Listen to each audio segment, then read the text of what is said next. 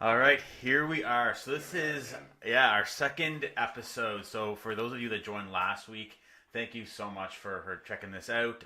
As you would have realized, or you should realize now, I guess, is Dad and I are taking you through a journey of what we experienced over the last year with the passing of my sister and his daughter, Kiesha, and now the passing of my brother TJ and his son TJ. And that's what today's talk's going to be about, and Dad will kind of kick us off. But again, just thank you for joining. And people have asked me over the last week or so, like, how can you do this? And you're so brave, and this is such a courageous thing. But it is that it feels kind of out of our comfort zone a bit, but it's so important that we share their stories. And as you'll find out, like as we talk about TJ, and then we have a third and fourth episode planned. As you like pay attention to this, you'll see there's a lot more detail that we experienced, and we have a lot of reason to be thankful, and a lot of reason just stay with us. This is gonna get good. So today we're going to chat about TJ. So I'll let you kind of kick us off here, Dad. All right. Well, thanks. Thanks, Son, for the intro, and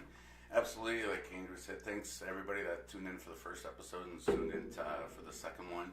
And yeah, to lay the land, it's a little bit of going through Kiesha was the first episode. If you haven't seen it, please check that out.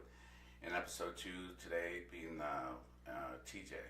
And the reason why, Andrew, you kind of brought up this coming live here was the circle once removed from the immediate family of doing this. So there's a lot of family that are like first cousins, second cousins, a lot of close friends that went through this with us and helped us get through. But in respect, I guess, of our grieving and our healing process, a lot of conversation, that there was not these conversations of what happened, how did things go, and we really respected that. So in doing these episodes is to kind of give back to our family and our close friends in that respect, and let them know like what we went through, and also to lead up to the coping skills, like I say, which would be episode 3.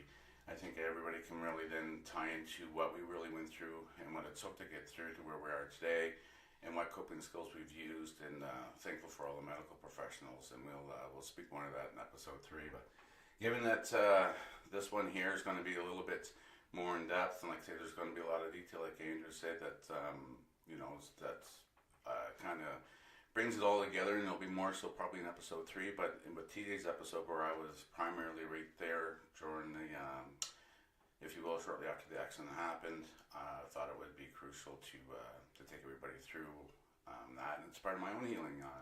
This came about 2 weeks ago when I did my last counseling session. That suffering through PTSD of what I witnessed, I got to a point where I feel that the healing's going very well. It was part of a great healing process of being able to tell the story and getting the feedback from the professional that it was, the healing's there. So that's how I believe I'll be able to do that today. And just bear with me as we go through it, and hopefully everybody can understand where we're coming from as we talk about the passing of Kiesha and the passing of TJ, and how we're moving forward, and that we really truly want to help somebody. So with that, I can kick us off and take us straight through how the passing of TJ had happened. So there was a Sunday evening.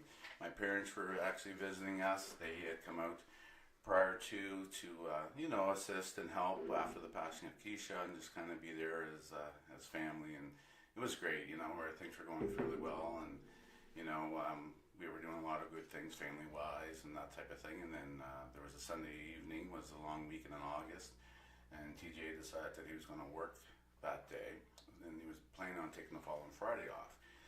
So him and his girlfriend Shelby and their baby Braxton could have a long weekend the following weekend to go do family things. So he chose to work that Monday to have that following Friday off. So that Monday night, we ended up sitting down for supper, just sat down, and the power went out. So the power went out, and it was like, okay, gee, that's weird. It's not a snowstorm, or there's no hurricane, nothing like that's going on. It was just a regular, normal day in Alberta at the time. So Julie, actually, my wife Julie, decided to just go and take a look online at the power company to see what the status was. And there's a map online, of course, that will show where the outages are. And so she's online and she's looking and seeing that, okay, there's an outage, yes, in our area. And more houses kept on popping up as being, without any power. So So she ended up contacting the company and finding out, what was the cause of the power outage, if you will. And they said there had been an accident. And this was shortly after 6, I believe, around shortly after 6 p.m. Alberta time, that there had been an accident. And we knew that TJ was on his way home thereabouts an hour prior to, and he worked about 45 minutes to an hour away, depending on exactly where he was at the work site. So we knew he was on his way home, and it was like, okay, I don't want to have this feeling, but this is kind of, hard to kind of accept that, could he possibly be involved? But it's reality, there could be that chance, unfortunately. So while we're kind of discussing this, Julie and I alone, Shelby had come upstairs and said that the RCMP had just called her phone. She was busy with Braxton, I believe, at the time. And she said, I tried to call the RCMP back, but there was no answer. So I looked at Julie looked at me, and knowing that's probably not a good sign. There was just an accident. RCMP had called Shelby. I'm like, I'm going to go take a drive. We had a general idea from the map of the power company where it was located, which wasn't far from our home. So, as long story short, I decided that I was going to drive up and see if I could see what was going on and maybe get some answers or anything. I wanted to get confirmation that it wasn't him and give closure to the family that, TJ's okay and he's on his way, I'm sure, back home, but he's not involved, and we just wait for power to come back on, if you will. So I get in the truck, and at this point, of course, the power's all out, and vehicles in the garage, and I'm like, oh gosh, I can't even open the garage doors.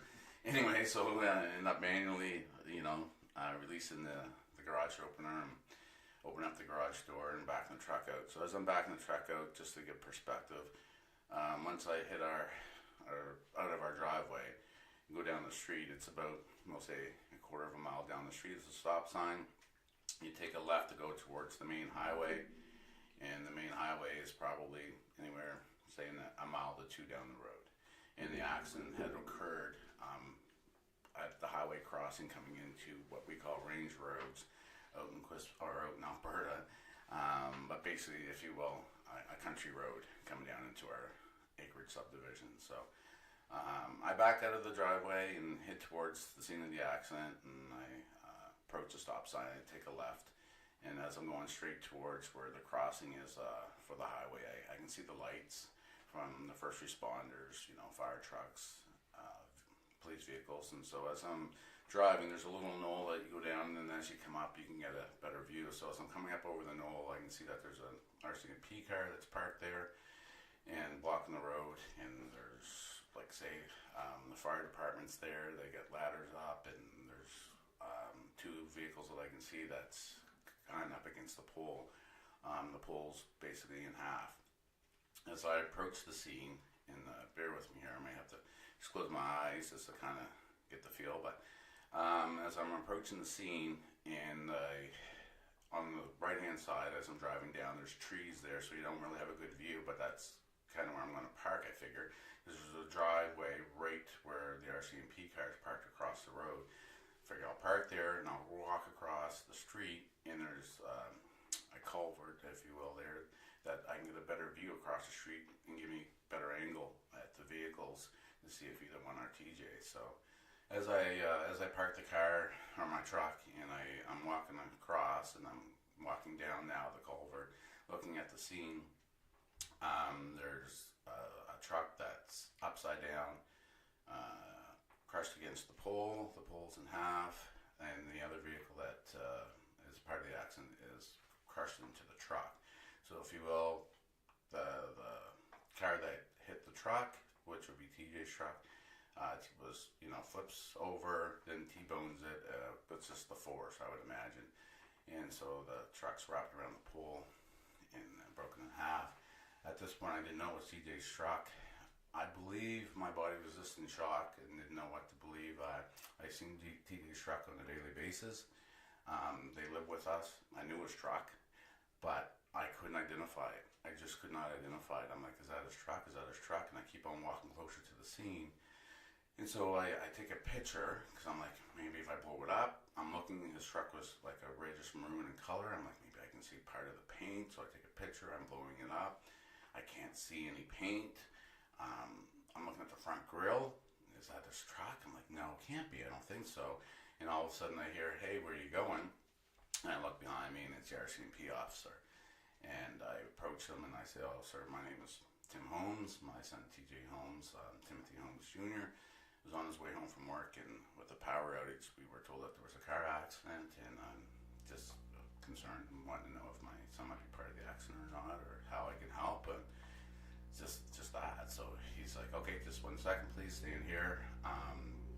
Let me radio in." So he stands beside me, gets on the radio and says that he has a Tim Holmes, father of TJ Holmes here, looking to see if his son's involved with the accident. And I don't recall hearing anything at that point. I just recall him pulling out his phone, and he showed me a picture of TJ in the current position that he's laying in the truck, and saying, "Is this your son? Can you identify him?" And I looked at the photo, knowing what I saw. I knew, well, obviously it was TJ. I'm like, "Yeah, that's my son." But I knew in that instant that we had lost him. Yeah, I knew that we had lost him at that point. And immediately, as my body's now in shock of, here's the reality. That is my son's truck. That's him there. I hear, all right, see up the peripheral, my right eye, Julie's car coming. So now I go into a different mode altogether. That my wife's coming. I know what I believe is going on. I gotta protect the situation. I gotta protect my wife until things are confirmed. And the RCMP officer told me that. He said, "Can you please go over by your truck, and we'll have another RCMP officer follow up with you to confirm everything. I can't disclose anything more at this time, Mr. Holmes." So I immediately go over as Julie's approaching and tell her to park by the truck. Strategically parking by the truck. She doesn't have a straight line view to the accident, because I'm trying to obviously protect her from seeing the accident. And so she approaches, gets out of the vehicle, and this basically it's him, isn't it? I know it's him. And I just said, "Baby, at this point, let's just wait for the RCMP come and inform us what's going on, to stay here with me." And obviously she wants to go. She's like, "I gotta go, I gotta see it." And I said, "We can't get any further. The RCMP just stopped me. We'll get stopped. Just stay here with me." So I'm holding her with, obviously with love, but also with all my might. So she doesn't witness what I've witnessed so far at this stage. So as I'm there, like in my mind, in the way going, "RCMP, please come and disclose whatever the situation may be." I still had hope that maybe he was surviving and survived, but at this time I just didn't know. So anyhow, the RCMP, two gentlemen approached, asked us who we were. We announced ourselves, who we were, and they said, "We're here to inform you that Timothy Holmes Jr. has passed at the scene of the accident."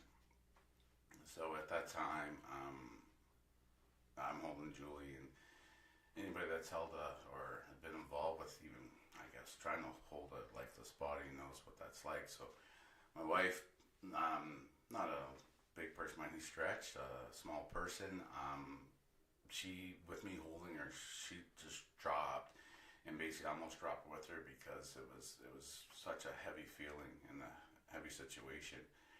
And I just looked to the two options. I said, like, this is our second child, two different provinces, two different accidents. Our oldest, which was a daughter 66 days ago, and now our youngest son, or our youngest child, our son, TJ. And I don't even know what to say, really. And they were helpless at that point, obviously. They didn't know what to say. They're like, "What can we do? We're so sorry. What else can somebody say in this situation?" So at this time, we had to get back to the house. So the RCMP offered to drive Julie back, which wasn't going to happen. At that stage, she just basically said, "No, I'm driving myself back." So I talked to the RCMP officer and said, "I'll lead. Julie can be in the middle and just follow behind Julie, and I'll do about 20 kilometers an hour, and we'll take our time and get back home." So at this stage, we're heading back to the house, and as we pull into the yard, we have everybody there. Being Cram was there, my parents are there, Shelby's there, and our three grandchildren, Grant's two grandchildren, and TJ and Shelby's little fella. So I get out of the truck, and Julie gets out of her SUV, and Grant approaches me, and I just shake my head, and she's like, "No," and I said, "No, sorry, babe, but we lost him. And the other said, I know, ran to Julie. And at that point, Gran's hugging me, and she said, tell me it's not so, Dad. And I'm like, it is, unfortunately, it's real. And I said, and we, had a moment, and so I got to call your brother immediately and inform him. So I went into the garage. Sorry for the sound effects here, folks, but trying to keep it together here. So I want to get through the story, but so I get in the garage, and I just remember sitting on the floor in my garage and, really, really crying a lot and trying to get myself so Andrew would be able to understand what I'm saying when I called him, and thinking, at this point, I think it was 7:30, 8 o'clock here, so, I should say in Alberta, that is. So being about 11 o'clock or so here, most likely he's in bed. I got to wake him up out of bed. Is he going to understand what I'm saying? So anyhow, I get myself composed, if you will, and relaxed enough to call him immediately and inform him that another sibling of his has just passed. His brother just passed at the scene of the accident. So I made the call, and you answered. So over to you. Yeah.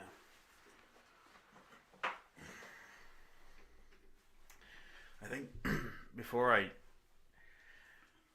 talk about like getting your call and what I went through, because honestly, that was my part of that story is quite quick. It's a lot quicker than my part with Kiesha, but because TJ had actually passed, I'd like to just like kind of comment on some of the things that you mentioned, and like going through this, like obviously is tough and unimaginable, and you can look at it. And that was actually when you called me, that was one of the first things you registered in my mind. Is like, what did we do? Like, what did we do to deserve it? Like as if there's some kind of like karma in the world, as if like because we're good people, we don't get this stuff to happen to us, and like that kind of thing. And then you start thinking, well, or did I do something to deserve this? And that kind of goes through your mind. And the best thing that we did was just dismiss that idea altogether. Life isn't fair. There's no more of this. Obviously be a good person and good things happen. Like, but it's not that. It's not always equal. Accepting that is huge. So, but we've got these bad things that happen to us, terrible things, unimaginable things. Like it's actually very ironic too. Like 66 days apart. Like the devil's number is 6, right? So 6. The devil's number, God's number is 7.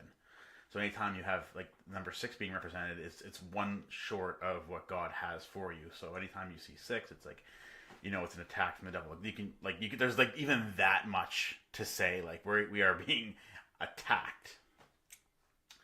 And the truth of that devastation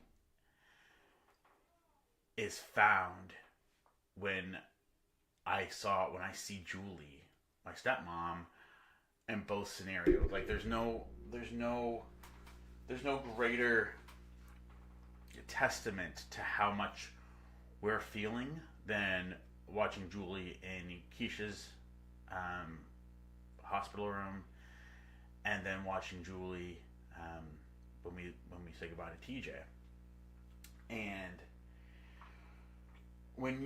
I wrote down when you were talking about what you had experienced at the crash, you said that you had been carrying lifeless body, and I remember that because it was the same lifeless body she had in TJ's when we went to say goodbye to TJ at the funeral home. Her body became lifeless.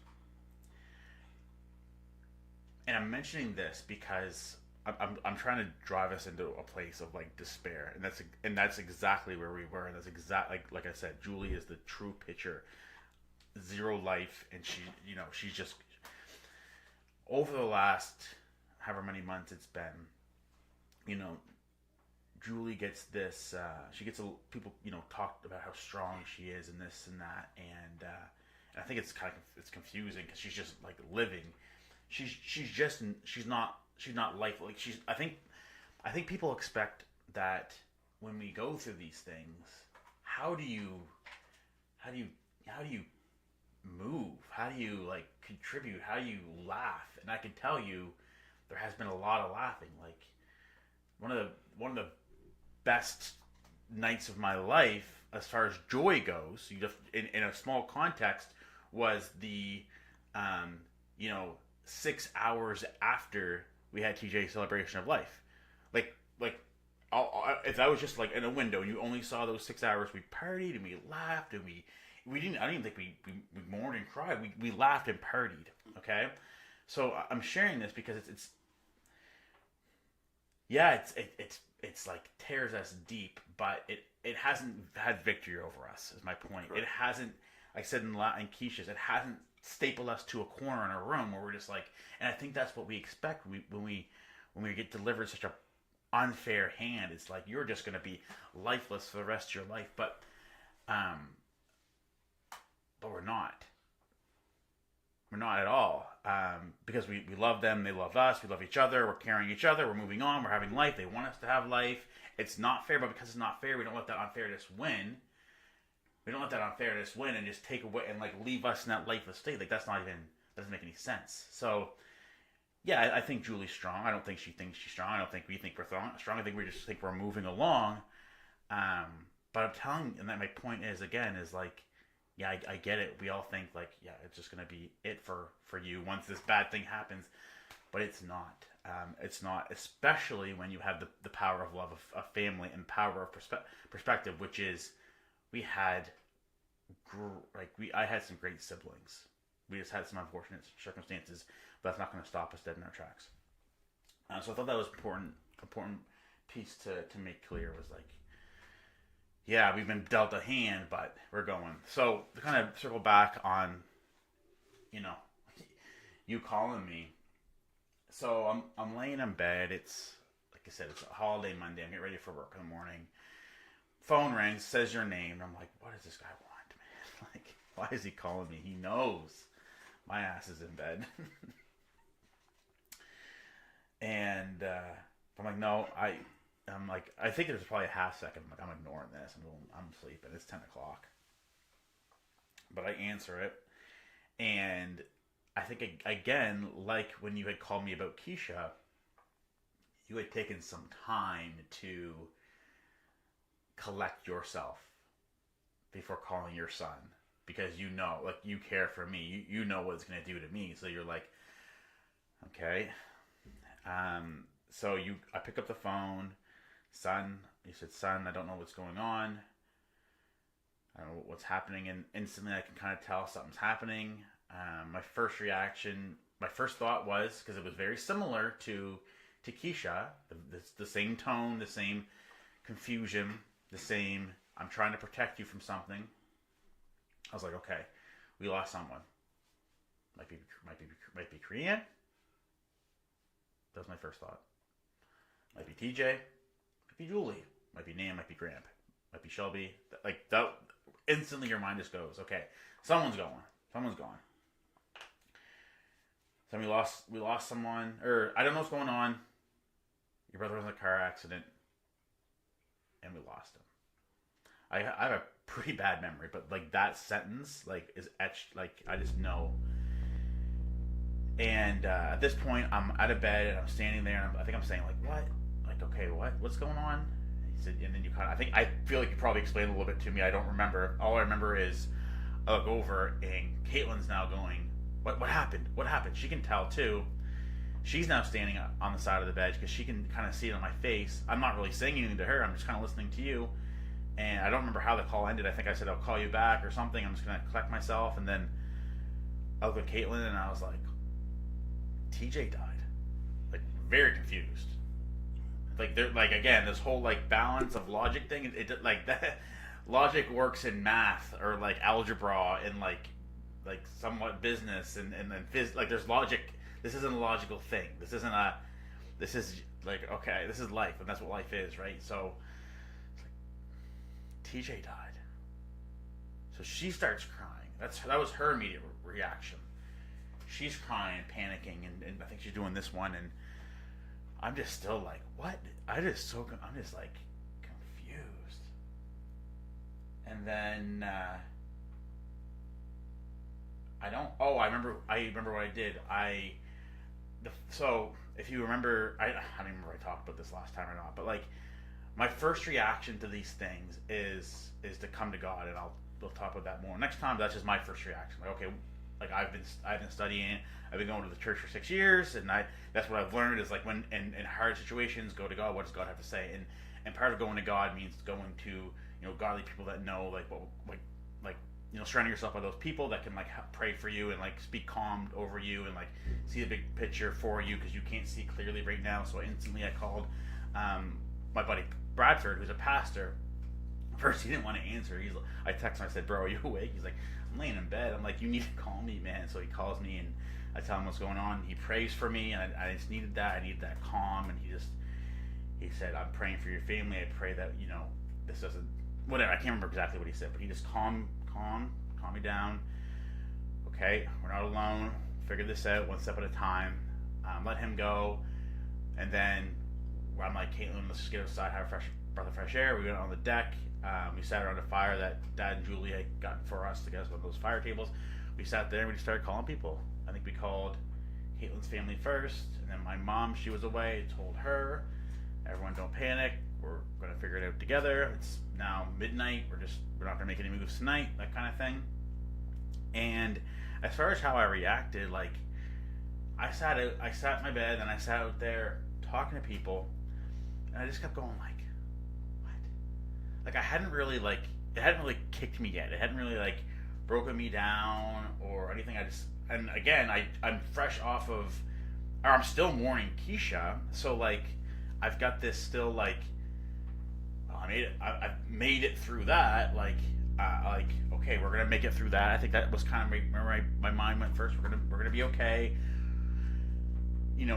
I don't know. I was just very like in the moment for a bit. And then sat there, and I went to bed. That's two things. Like I've learned through this experience, I'm not missing out on any sleep, and I'm not missing any meals. I'm not missing either. I said, well, there's nothing I can do right now. I can't believe, and my mind just let me go to sleep. And then I woke up the next morning, and I'd call, my best friend Jonathan called me, and he's crying. I'm helping him through that, and we sat around the house that next day, and I finally cried. I think Caitlin went out with the kids or something. I don't remember. I just feel like the first time I really broke down was when I think it was Home Alone. I think. Anyway, we sat out back and listened to some of my favorite faith-based jams and planned our trip out to Edmonton, basically.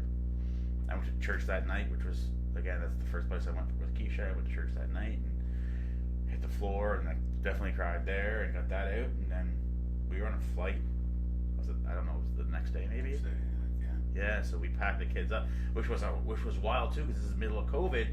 And man, when Caitlin's looking at tickets, and she's like, it's gonna cost us $11,000 to get to Edmonton. It's like, well, better pick one of those visas because we're going.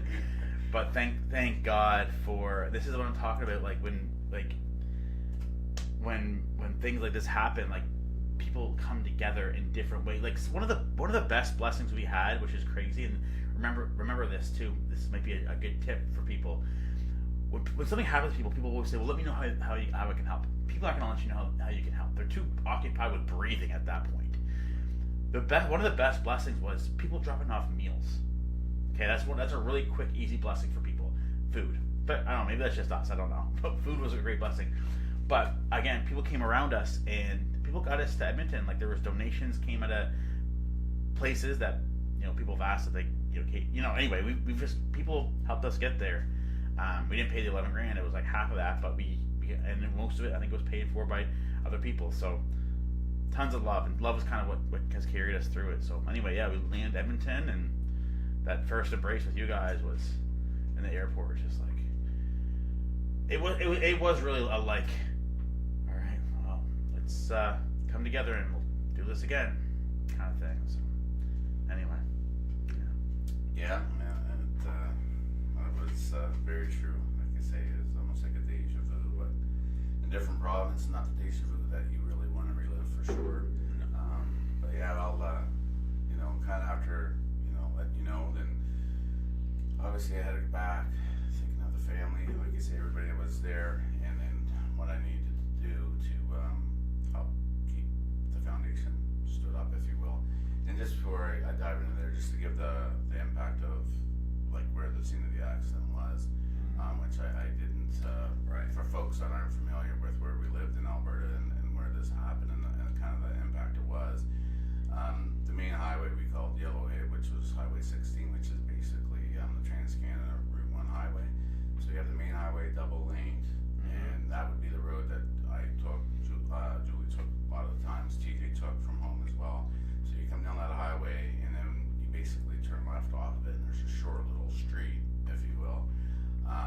Then you come to a stop sign. The stop sign now, there's another double lane highway. It runs parallel with Highway 1, and we call it 16A out there. And again, it's a double lane, so you stop at the stop sign, and then you have to cross the first double, if you will. You sit in the medium, and you look for the oncoming traffic on the next lane coming through. 110 kilometer an hour highway. And as you sit in that medium and look at the oncoming traffic, it's a knoll that comes up. So the traffic comes up very quickly, and you're facing west when you're looking at the crossover. So, depending on the sun and all that, you just got to really be looking. Let's say we were all very familiar, Keith even more so, because he traveled that road even, for years. He had friends up that way and stuff like that, so he was very familiar with it. So yeah, he was crossing that medium, whatever speed, and when he got hit, it would have been, first could have been 110 plus, whatever that was. Yeah. So that's the type of impact of why the pole was in half and his vehicle being wrapped around the pole. So yeah, I just wanted to give that impact statement, if you will. So after I hung up the phone from you, I go outside, and I will anyway. For me, getting into like say episode 3, talk a little bit more about the grieving sides, and that as most folks are aware, like you have anger, you have guilt, a lot of other feelings and emotions that come through there, depression, the whole works, and the things that I saw and myself, and obviously, like you mentioned, for your stepmom with Julie and stuff. But I'll tell you, I come out of the garage hanging up with you, and yeah, one of those emotions were pretty rampant with Julie, and that was the anger side. I won't say it didn't give me a chance to go through anger. That's not it. I just, like, everybody grieves differently. Everybody's an individual, and they come at different times. And I'll get into more with episode 3 about that, of how it really shows the individuality and how an individual person's body responds versus somebody else. Even though as partners, you usually do a lot of things together. You try to get on the same page. But in this case, the anger for me wasn't there. I maybe was more still in shock, but yet having my body ready to help the rest of the family with their shock, and I felt that's my role. There's where I need to be.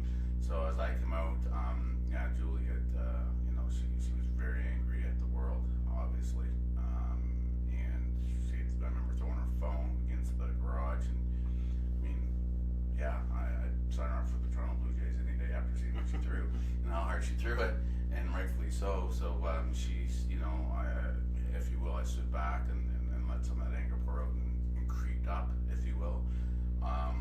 Sort of not to shock her, but it just kind of took my time approaching her as she's letting out her energies in that way, and then finally was able to embrace her and let her lean into me and have a moment. Meanwhile, like I say, we have grandkids that are there too. They're wondering what's going on. They just lost an aunt not too long ago. Now an uncle. Like, is death just acceptable? Do I get close to anybody else? You can see the shock and awe in their face. My parents, them, and as parents, just so you know, it doesn't matter how old your children get, you'll never want to see your child in pain, ever. And if they are in pain or they're sad, because we hear it all the time, all I want to do is see you happy, right? So if your child isn't happy, you want to be able to help with that. You want to be able to, if you will, as a father I can speak to, you want to fix it. Like, how can I help fix that? Because you don't want to see your child in pain or sad in any way. So in looking at my parents in that way, going, I don't want them to feel that way about me, so I can't show them I'm in pain. Yeah. I want to be able to help them because they just lost another grandchild. I can't even imagine what that would feel like to lose two grandchildren like that. So it was very tough for me to really even face them for a period of time after Kiesha and TJ had passed and have a conversation because I didn't want them to feel my pain. But then I'm struggled with that guilt of going, if I don't have conversations with my parents who I love dearly, they'll know that I'm not okay, but I know they know I'm not okay. So it was just a very confusing moment at that moment. And then looking to Braxton, which was TJ's son, that broke me. That's when I finally, really broke, because at that point, he was 14 months, thereabouts, and last he seen was his dad leave to go to work, if you will. And the night before, he sat at the supper table where he always sat. I sat at the end of the table. There was always Braxton beside me in the side chair, and then a lot of times TJ sat beside him, and he's not going to see that person again. And as much as I knew, TJ was going to be a phenomenal dad, exceptional dad and everything, and he was striving for that each and every day, and everything was great, and he was developing such a straight, good, honest bond with his son. To look at Braxton in the face just would break me down. That was very hard. It took days for me to be able to look at Braxton without those tears and hurtness for this little boy, if you will. So from there, we had to collect ourselves, obviously, and start making our phone calls, like you say, to the rest of the family, informing everybody of what was happening. Meanwhile, we're still without power. And next thing we know, we get two ladies, great ladies that came up, and they were part of the, if you will, Spruce Grove Healing and Grieving group, which was initiated by the RCMP. And they came about and gave us a lot of great material, reference to books, talked to us about how we were feeling, talked to everybody in the family, how things were, sat down, had a glass of wine with them at the moment, go like, are you guys real? Is this all just a movie? Type of stuff, if you will.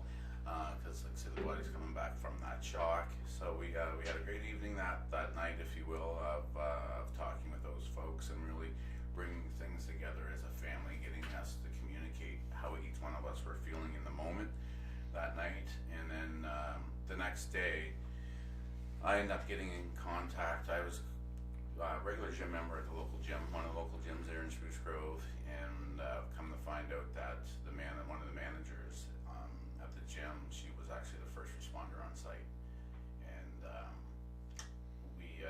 was able to connect with her via this intersection that the accident happened with it's happened quite a bit in years past, similar. Some people survived, some people had passed as well, so it was high aware that things needed to change, and she took it upon herself, and till this day she's still moving things forward, and they've done some improvements by putting like flashing red lights and things like that up. And at the time being, we ended up coming home from the funeral parlor to set things up for TJ, and CTV News was there, she was there, and just before they were getting ready to go to air, anyhow, we did pull over because I wanted to introduce Julie to her, and I hadn't seen her for a while, and thank her. So we were able to have that moment, and she had a conversation with me real briefly and told me that she did get to TJ. She said I did get to hold him while he was taking his last breaths. And she said when she arrived, it was tough because the power was down. They had to just, de-energize the lines, and she couldn't approach the vehicles until this happened. So there's a time period of when she was there and TJ was alone, that no help could get there until, of course, the lines were de-energized and it was safe for them to proceed. Right. And like she says, by the time she did get there, she was able to hold him, and he did take his last few breaths. So that was good to know that somebody, and her name was Kiesha, which was similar to, obviously, same name but different spelling than a sister. But that gave, I think, a little bit, we'll take what comfort we can at this time. A little bit of comfort for myself and a little bit of comfort to Julie going, his sister was there through the first responder. And we expressed that through the first responder, and she was great with that. So the news was in contact with us, wanting us to participate and talk about, that we needed to make changes at this intersection. Between Julie and I, we talked, and, we expressed that, yes, we understand what's going on and it needs a change here, but we're still going through a situation where we lost our daughters like 66 plus days ago at this point. Our whole family is. We're still going through that situation, obviously, and now this is a new wound and dealing with TJ. We just didn't think we didn't have the energy or the know-how to really get involved with conversations with the news about this accident, and to respect our time, if you will. So we didn't participate in those conversations with the news or anything like that, but it's all there. I mean, I'm sure probably people want to still Google it, they could. Anyhow, for us, moving forward was you folks arriving. Obviously, like you say, it was very very emotional all over. Like you say, there was some cries, there were some good joys, like you say, with the celebration of life of TJ. Like I say, for me, I'll get more into those emotions and details and how I really formatted my mind, my purpose in going forward. So save that for the launch of episode 3. But so yeah, at this stage we are, we plan for TJ's funeral. We get to the funeral, the day of the funeral, and we decided for TJ we'd have an open casket. They said that he could, have that before he got cremated, but it was for family only, and with COVID and things of that nature, that's kind of the way it was. However, it was overwhelming with, like I say, the support of family and friends. It was interesting because here in New Brunswick, where we're from, we had the family and friends here. It was overwhelming, and the love, and that's what got us through. It was like kind of what you mentioned. Oh, in Alberta, it's the same thing. Nobody here in New Brunswick really knew the folks in Alberta, but TJ and us, we built quite a few friends out there, and the friends and family out there, if you will, was very, very supportive, and it was great. And like I say, it helped us. I know for me, when going through the funeral side, immensely. It gave me the support to support everybody in the family. And like I say, to me, that was my role. And so you mentioned, the devil can come with number 6. You know what? My vow was nothing's going to stop me from continuing to do the best I can to move my family forward and anybody that I can help in this world. Nothing. Something takes me. Until it takes me, I vowed that years ago, and I'm never going to stop. I mean, there was times, that I second guess that during these episodes. Was there time that I thought, I'm driving down the highway, I'm just done. But the motivation of my existing children physically here in this world and my grandchildren helps keep me going. And again, like I say, I won't get totally into that purpose, but but that was kind of my way. And then Julie's was her great statement, and I don't want to get too far into her role, but of how she felt. But it was like, grief is not gonna defeat us, and they won't. We work too hard to do the best we can with our family and spread love and unity throughout. And our kids display that. The kids that have passed, yourself and Crane to this day, like. Everybody has their challenges and weaknesses, and one thing I can say amongst our whole family, the strength that we have by sharing love and getting us through a lot of things, where this is why we can sit here and talk about it first and foremost. But we got through that funeral, and that was tough. That was a tough time for everybody. I've never seen my father ever break down in my life, and for him to break down, it was I knew it was that was tough. And then of course all the ladies that were there were very, very, it was hard. And me thinking, like I say, of Braxton when I went to see TJ for my last time after everybody did their thing, and I was able to give him a hug, and then I broke down just thinking of that, and he had such a life to live, and to help his son grow. But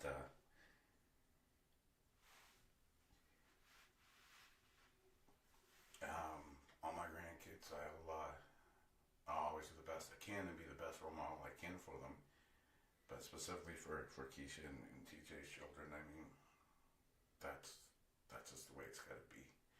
I'll do the best I can to show Braxton I'll be the best man that he can possibly be. Treat them with respect, love people, and always carry a good name, as I was taught. And that was hard to take that torch from TJ, knowing that's what he was doing to give it to me, really. And as you laid in the casket, but it gives me a purpose to get up every day. And from there, like I say, for me, it was we had to move on, and that's kind of how the episode went for me, of trying to get through so we can still stay molded, if you will, as a family, because this is a family thing that we need to get through with. We have to make sure we're all going through it together, and that we make sure that we're side by side, not one in front of the other. You can't leave one behind. You can't get ahead of anybody. We had to do that, and times it takes different people at different times to do that. At times I would be down, you would pull me up, and vice versa, and that goes for everybody. And a lot of the times, like I said, when I really was down, I look at the innocent faces of my grandchildren, and that changes the whole perspective and brings the joy back of we can do this in their honor. So that's kind of, at that point, realizing I had to move on with life. And I remember the next day waking up. It was 5:30 in the morning. Nobody was up yet. And I walked, and I walked, and I walked, and I didn't know what I was going to do with my life. And I remember coming back to the house, and I was standing in front of the house looking at it. Everybody was sleeping.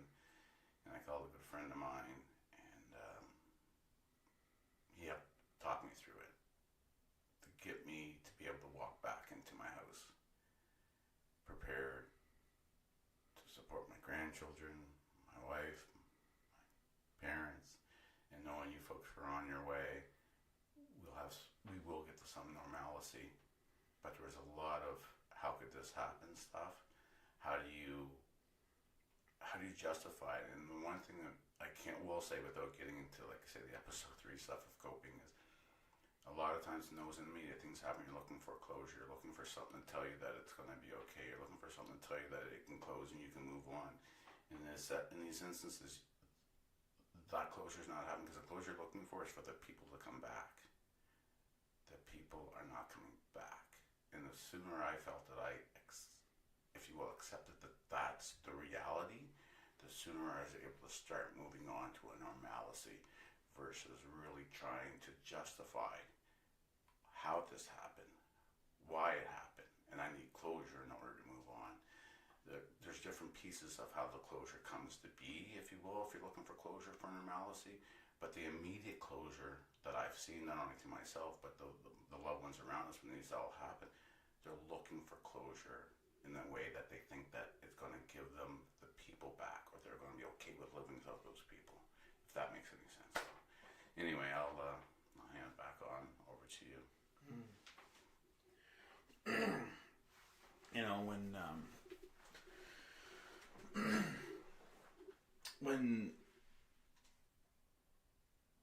When any type of discomfort comes in your life, or challenge, or loss, a lot of our tendency is to withdraw and bare heads, or deal with it alone. That's just sometimes a normal reaction. It's like, I'm not going to share this with anybody else. One is a fear of inflicting pain on them, for them seeing the pain you're going through. I'm just going to go over here and deal with it. And then what happens is, when we do that, our own mind is just a mess, and you're believing lies about, you can't do this, and you aren't worthy, and you must have done something to deserve this, and well, there's no purpose. Let's just end it here, and that's what solitude does. Like that's where I don't know what you want to call it, the enemy, or like if, let's say there's forces in the world, right? Like that's what the enemy wants. He wants you, your mind wants you to be alone, so you can start like it starts feeding off itself, which is that's I think that is a natural reaction, and we go there. But the quicker we can come to others, right, and look for that truth of no, you are still worth it. You still have a life to live, which is what happened when you went on that walk, and then you called your friend and he talked you out of it, like literally talked you off the edge, and so the importance of people, like we throw those words around like unity and love and together and connection but like literally so important. Literally, the fabric of life is love and connection and unity, especially in times of challenge. And when you mentioned how you had trouble, it was challenging to be in the same room as Nate and Gramp, and even Braxton and probably me, and that's because like you said, like you don't want them to see you in pain. You don't want to see them in pain. You're like, oh my gosh, this pain is so real, so I'm just gonna like deal with it myself, and I don't want them to have to worry about me, and then now it's stressing them.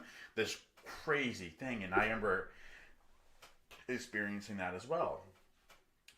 Experiencing it with you guys. I'm like, I don't want them to see my pain. I don't even want to see their pain. I don't want to see pain. And I remember it with my mother. So my mother, she didn't raise Kiesha and TJ,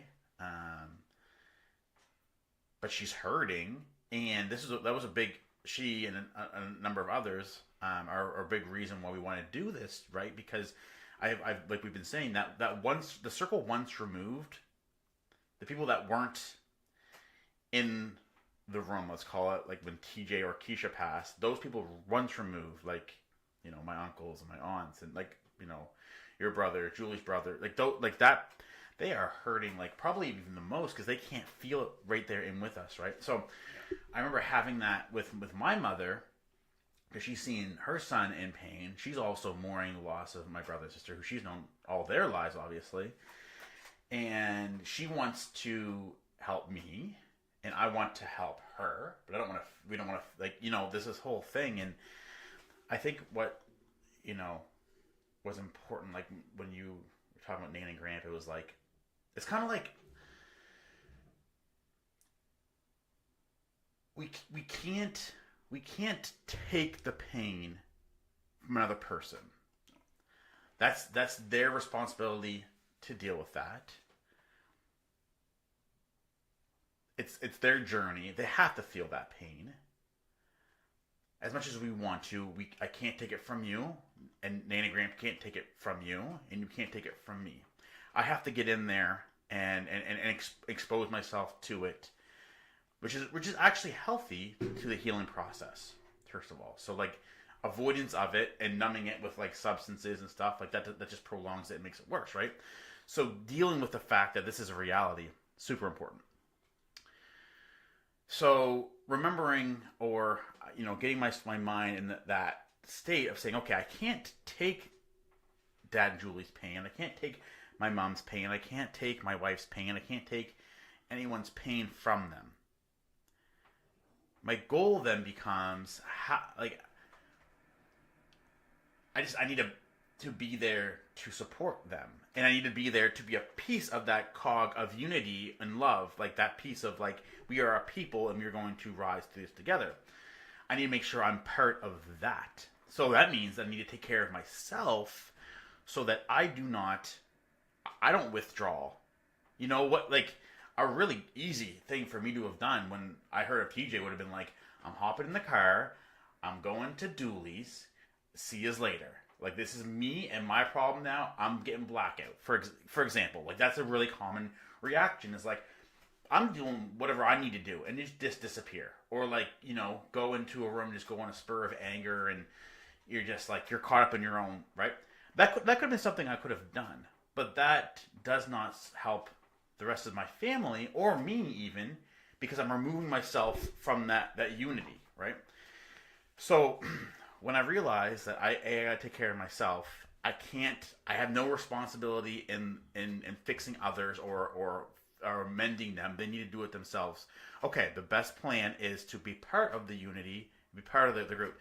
So what had happened, and this was really easy to notice, when we were staying in Alberta after TJ passed, I think we were there for 10 days or something, and we're all living in Dad's house. So luckily, it was a good sized house. So we got my whole family, Dad's family, Krian's family, my grandparents, and we're just like sleeping in living rooms, and we're sharing bathrooms and like all this stuff, and we're living there and we're sharing meals and who's gonna do what, and it's like this. Our world was in that house for 10 days, and what was happening was every day someone was in their feels. Every day someone get hit with it. Someone's like, shit, like this is my life, man. My life no longer has the physical Kiesha. My life no longer has the physical TJ. The spiritual's still there, which we've come to like grasp, and I'll talk about that in a second. But every day someone was getting hit with that bullet again, and they'd be down, and you could see it. So because we're living with each other, you can see the patterns. Well, Dad hasn't come out of this room yet. Like, he's not cut his coffee. Today's his day. Julie's still in her house coat. Okay, Andrew, he went for 2 walks today. You know, so then the rest of the family, because that's not our day, we see that and we pick them up. You know, we're cooking for them, we're sitting with them, whatever. We're helping them to survive, because at that point, when when that hits you, you can't take care of yourself, you can't feed yourself, you can't be reminded that it's okay, go outside, like it's gonna be healthy.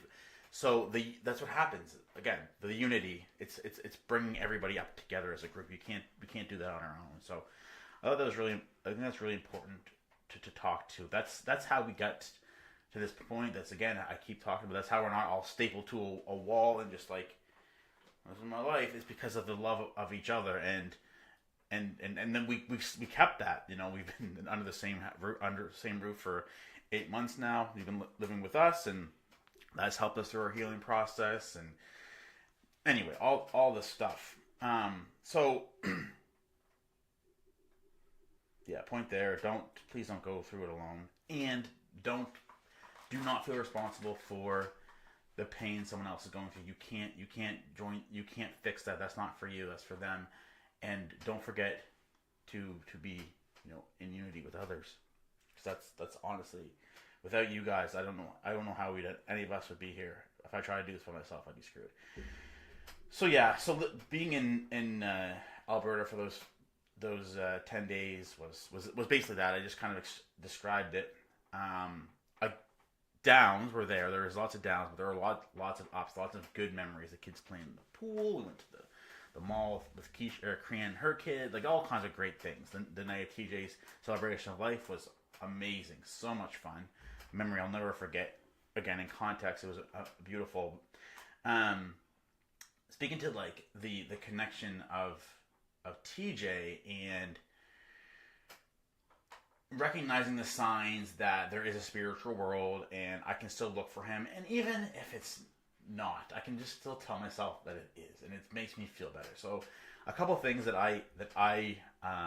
happened to me to remind me myself that TJ is with me, and there's been many since, but when we were leaving that morning to come back home, I'm in my feels, man. Like the last time I was at an airport saying goodbye to Dad and Julie, TJ was with them or something. The last time I said goodbye to you guys, TJ was with you. So I was like, is this the last time I'm going to see them? Like, that's a real thought in your mind, that kind of thing. Oh, I can't believe I'm leaving them in Alberta. All this stuff. What's going to happen? When am I going to see them again? All this stuff, right? So we go to the airport. We're getting ready to take off. And we're sitting in there waiting for them to call our names. And before I tell you what happened, the day of TJ's celebration of life, we were sitting around, and my mind was just going. Like, I just couldn't sit still. And I'm like, what's the right decision? Should I eat this? Should I eat that? What am I going to wear? And I was stuck on that. What am I going to wear for so long? I'm like, I don't like this shirt. I'm not going to look good. And I was like, Dad, I'm hopping in your truck and going to buy a shirt. And that's just, my mind was just stuck on that. And I'm just like, I'm doing it. So I went in town, went to the Winners, bought a shirt. There wasn't even many good shirts to pick from. I was freaking, so I grabbed this blue shirt. So I'm going to wear this. So I wore this blue polo. And I liked it. It's a really good shirt. I wore it yesterday or the day before. It's a really nice shirt. No real significance to it. But I'm in the airport. And it's early morning flight. There's not a whole lot of people in there. And I'm just like watching the kids, whatever. Head's kind of down, whatever. And I look up, and there's this gentleman sitting across from me. He's by himself, and he's wearing the exact same shirt. I've never even seen this shirt before in my life. Wearing the exact same shirt. Now, that could be a coincidence. Or, because I'm desperate for a sign of like, I'm like, I accept it. I'm like, that's TJ telling me everything's going to be okay. Everything's going to be okay. It's okay for you to leave. To add on top of that, when we got to the airport hotel, Caitlin checked us in, put our stuff in the elevator, go up, 5th floor, walk down the hall. Our hotel room was room 506. Shouldn't have to explain any significance to that. I'm sure everyone watching this is probably from New Brunswick. Between 506 and that shirt, I'm accepting them both as signs that you're going to leave here. You're supposed to go home. It's going to be okay. I'll be with you. And I accept that. Absolutely. Yeah. There's a lot that, like I say, you're kind of looking for signs, and but yet not trying to overthink when those signs are going to come. And that's the big thing, right? They're just going to come naturally when they come to find out, and they'll come at times you sometimes least expect it, right? So that's all part of, like I say, the things that I've come to see for myself.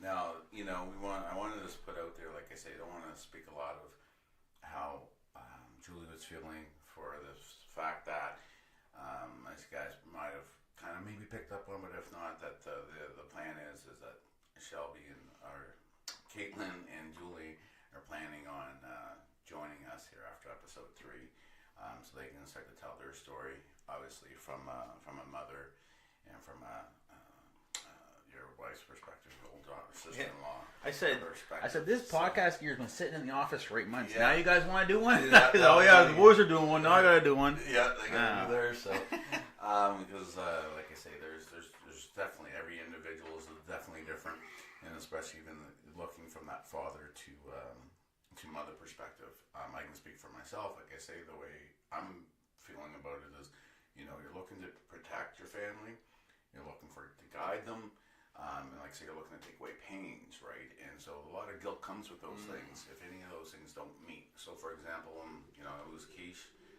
how could I have prevented that? I'm carrying some guilt around. And then, how do I take the pain away like we were talking about? You can't. So I'm sitting there, how do I take the pain away from my wife? I can't. Guilt again. So a lot of guilt comes into play. TJ, same thing. But yeah, at the end of the day, I just want to disclose, like, I have no medical background, nothing of that sort. This is, just telling you exactly how I felt as an everyday person, just like everybody else I believe that's out there listening to this.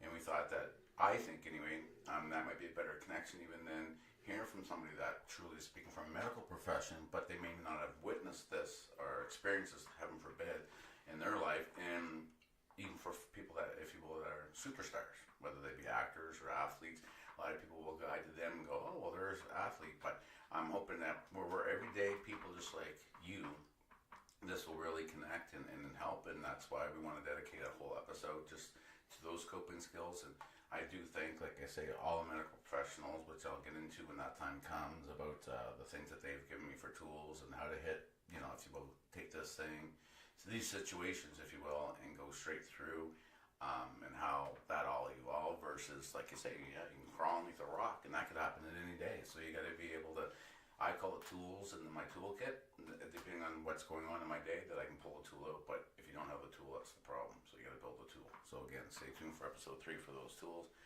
But yeah, speaking a little bit towards Julie's side, I can say, like, after between Kiesha and TJ coming back, there were some materials that we had of Kiesha's, And Julie was very big on, when she went to bed, certain piece of clothing she'd have at Kiesha's. When she drove, certain things at Kiesha. We were fortunate enough, like I say, we had stickers made from great friends, very close friends that we put on our vehicles, all those things and good memory, obviously, to try to go through and help with some of those coping things that I could see I needed, but also Julie had some of those things of herself to kind of get through. And then all of a sudden with TJ happening, another situation, right, with that same kind of thing from a mother's perspective. And I mean, there's no denying it. You can't, no guy, no man will ever understand, because we don't carry children. We don't give birth to children. So I don't care how close you are to your children as a man, you'll never understand that feeling of from a mother's perspective. So it'll be very, very interesting, I think, for men, and obviously mothers out there, because quite a few ladies, if you can come forward to me expressing those type of things of, geez, I couldn't imagine, and I don't know what Julie's going through. But what I can do is to let you know how I was able, and I'm still doing to this day, before for the rest of our lives, obviously, is supporting your wife in these situations the best that you can. When to give, when to pull back, when to let go, all that good stuff. But it was very surreal. The whole thing, like you mentioned, like leaving, and that, when you left here going, I'm like, who am I going to see next time? And it gets them back in my, when we left here after Kiesha passed, and we're pulling out of your driveway, Julie leans to me, she goes, I don't want to leave them. I'm afraid I could lose Andrew, I could lose Caitlin, or one of the grandkids, or one of our other kids, for that matter. And I'm like, oh, babe, we'll get through, we'll be okay. And she goes, yeah, I know, but she goes, I don't want to leave anybody now. I don't want to leave anybody. And again, back to leave anybody behind was her statement. And it's like, okay, this is interesting. And like say 66 days later, now we do lose another child. Wow, right? Like, it was a lot. But when we did leave, just to go back, when we left here, get back in Alberta, there was talk about, do we do that? Do we come back to New Brunswick at this time? There was opportunity with different things in my career that, I could possibly come back home to. Julie and I talked about it briefly, and we're like, I don't know, maybe. So I just had a conversation with some folks back here about some opportunities that, presented themselves, if you will, and said, well, I'm not really sure yet. We're still going through our daughter passing, but we might go down that road. And then when TJ passed, the next day, I got a call that there was a very interested company back in Atlantic, Canada, that wanted to utilize my skills, and I initially said no. There's no way. I said I know where my energy needs to be, and it's not going through this. I just can't. But I went and talked to Julie about it, and that's where I needed her support in that decision. And she's like, no, you need to do this. You need to go through this process. It'll be good. And I said, well, I can't even think straight, let alone go through a process of interviewing and all that stuff and presentations and stuff. Won't go through it all, because that'd probably be an episode in itself. Let's just say it was very difficult to go through, but yet it wasn't, because I had nothing to lose. Two of the most important things in my life I just lost. So that relaxation itself may have helped me get to where I needed to be in that process of having an opportunity for us to come back home here, which, say, we're obviously sitting here, so in New Brunswick. I mean, obviously, we made that decision to come back, but that wasn't easy in itself. Doing presentations, like, in front of members of the board for the company and stuff, and that was 10:30 at night, put together after going to the funeral for TJ.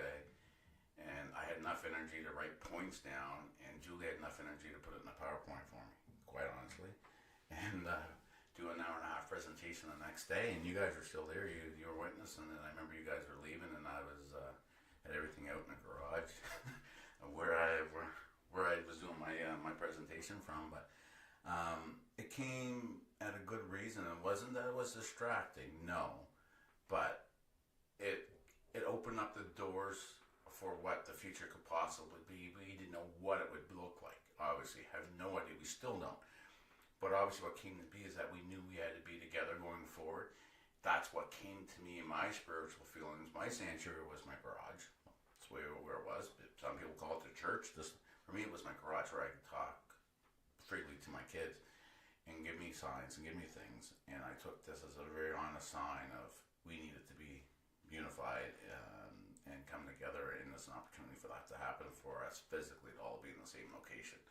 So that like say you start to pick up on certain things of that nature. You become more in tune with who you are, and you look at life through a totally different lens, or at least I do in that respect. But at the end of the day, you have all these people that love you, love us, if you will, and that's you out there taking the time out of your day right now to listen to what we have to say, taking time out of your day when this happened to send us text messages, to send us voicemails and call, and the best ones where I have nothing to say, because that's really the best ones.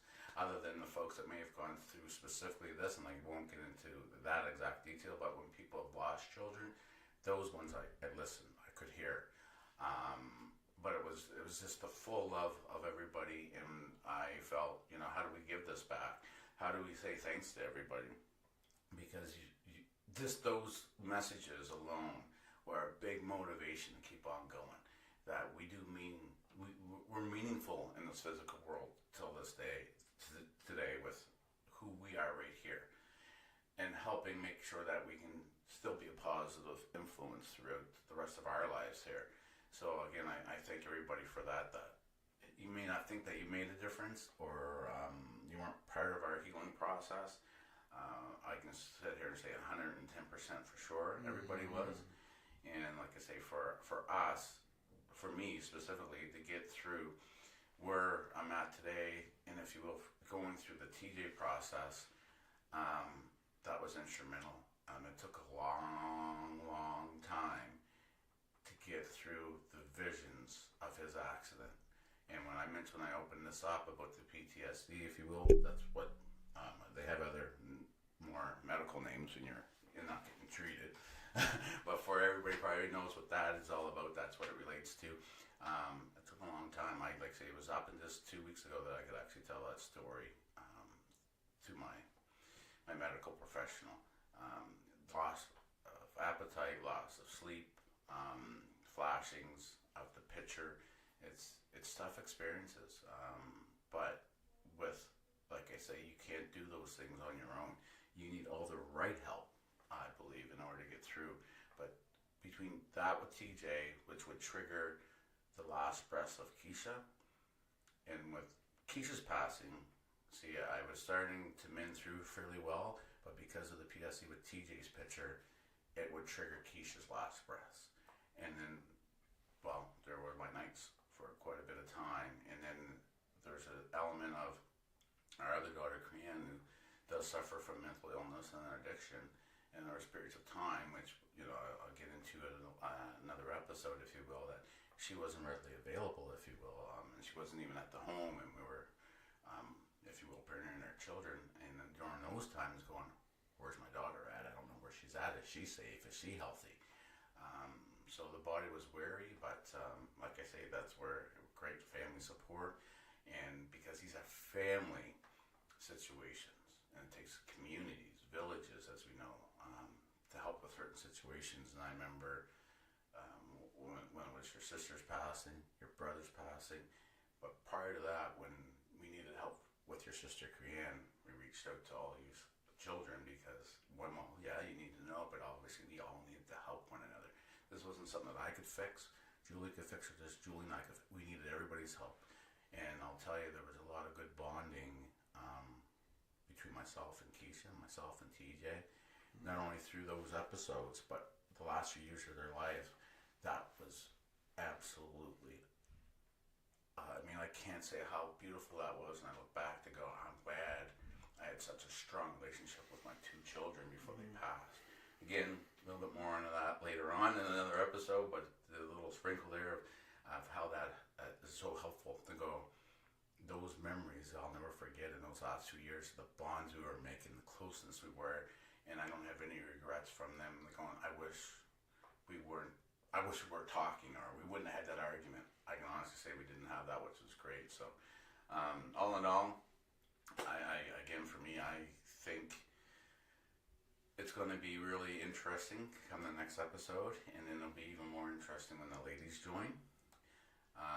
To come into the podcast, look at it from a different perspective. But if really true, like I say, people are, for me, getting the non-medical version of how I was coping with things and how I felt and the different sides of grief and how it comes at you and how it comes at your partner and you're living in the same home and life is stressful as it is when you're in a relationship because you are two different people and just dealing with the everyday things of life plus COVID.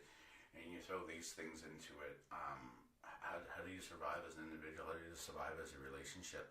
How do you survive helping your existing kids that are still physically here, if you will? How do you survive with helping now with the grandkids that four of them are going to be missing a biological parent for the rest of their lives? So again, stay tuned. I'm not sure what the time check is, but I have a feeling we're probably coming to it, or may even be a little bit over it. So for me, I'll close on that. Please stay tuned. It would mean a lot to me I think, from what we seem to for questions. A lot of it is about coping. Going to get into the weeds, but again, just a full disclosure. This comes from just personal experiences, nothing to do with any medical, from what I have. Anyway, and it's just a guy that's was dealt a bad situation, or a couple bad situations, a couple bad hands.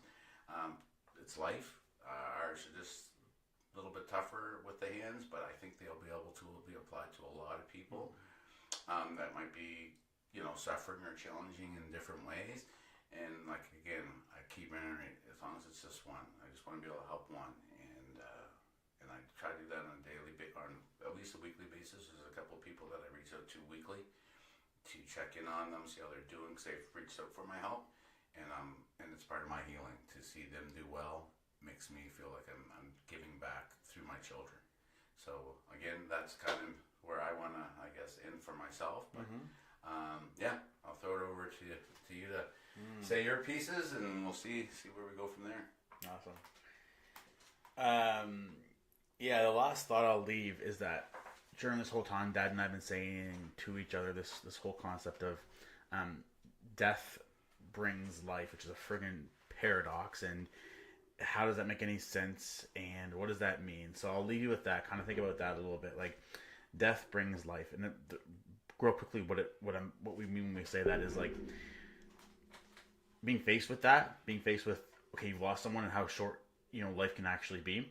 Before that death, you may have taken all kinds of things for granted. You don't take a whole lot for granted afterwards. So think about that a little bit, and we'll talk more about that next time, I'm sure. Yep, absolutely. Awesome. All right, and there's my phone ringing. Yeah.